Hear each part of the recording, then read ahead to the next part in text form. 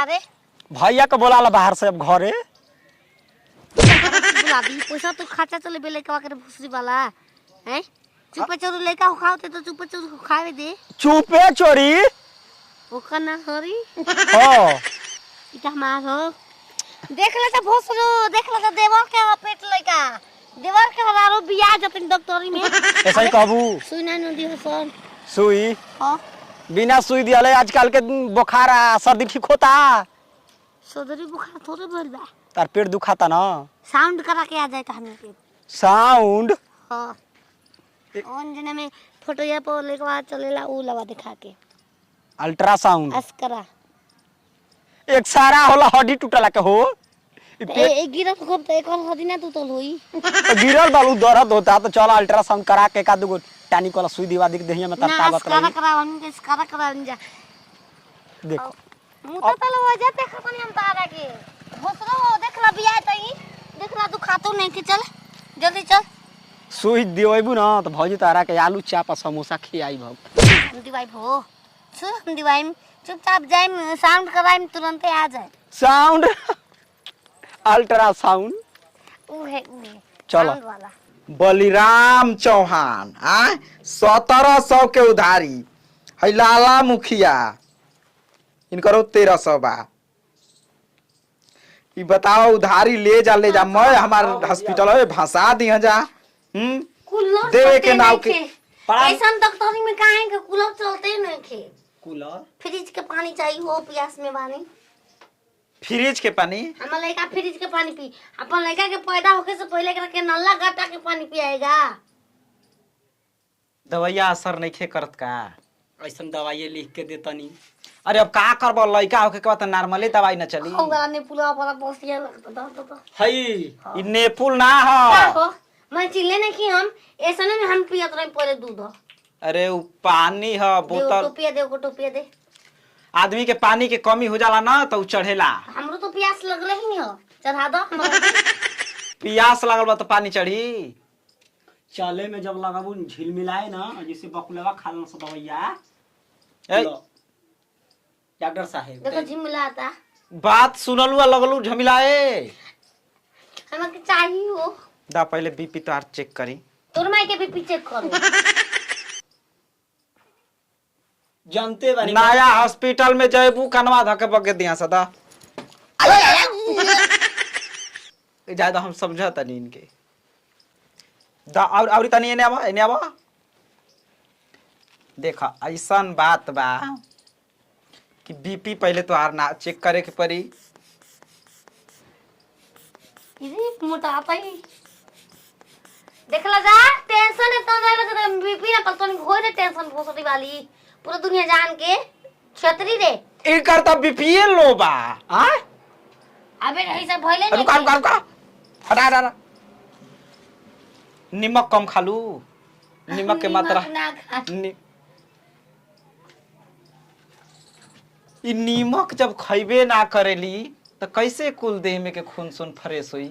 नमक खाली खून हम के फ्रेश गन ने पानी ने पल से पानी नेपाल से हम के फल खान जा ओकर से खून फ्रेश होला ओकरा से फ्रेश ना ओकरा से खून के बढ़ोतरी होला। नहीं खान दो प्लेट तीन प्लेट और का दिक्कत बा दिक्कत ये बा कि हम पेटा फाड़े के पड़ी काहे खातिर लेगवा को दई कलम हो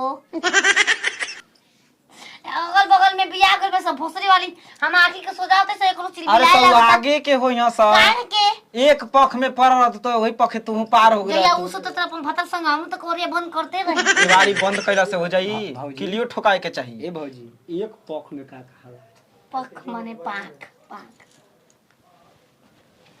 एको ना खे जाबा मुंह जाबा लीला रह जाबा तो हमके कंफ्यूज मत करा कहां बा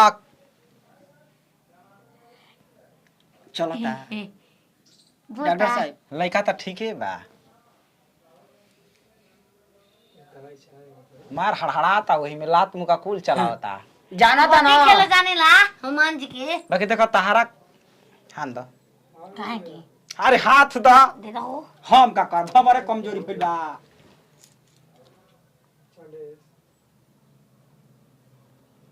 फक फक नहीं खे मारत इनकर खून के कमी बा कुछ नस फक फक नहीं के मारत मल काजू किशमिश धइल वैसा ही भुकड़ी लगाता डॉक्टर साहब। तो के चढ़ावे के पड़ी 4 बोतल पानी, उमा विटामिन सी या डी दोनों डाल के डाल दो। आज ही चढ़ा दें। हाँ समय नहीं खा मन के। हो वाला पानी चढ़ पूरा एक बहुत ही। हाँ ऊ अरे वो पानी ना चढ़ाई, देखा जब पनिया पिए के कहत रहलू हाँ उहे पनिया ई पानी चढ़ाई। हाँ डॉक्टर साहब एगो हई चढ़ाई। डॉक्टर साहब हम जाए। एमा हई डालब। ए बोतल देख री री दिखा दिखा बाबा बहुत खारा नहीं बहु के बा हेमापोथी कमल दवाई है। दर्शन देखो हई लिख देते दवाई, ठीक ना। आ जाके ये जे कृष्णा मेडिकल पर से लेके आ जाबो। तुरंत हम गनी डॉक्टर साहब तुरंत आई अरे नहीं तेल बोतल एगो लगमे के लिपस्टिक को ले लिए।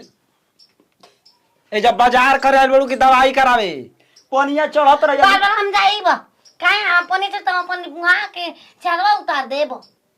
बालियो लेके आए कि खाली देम रील बनाए भाईजे आमा पानी छोड़। अरे पलंग तो सख्त किया कुल लेके आवे जा। ए बैठा बैठा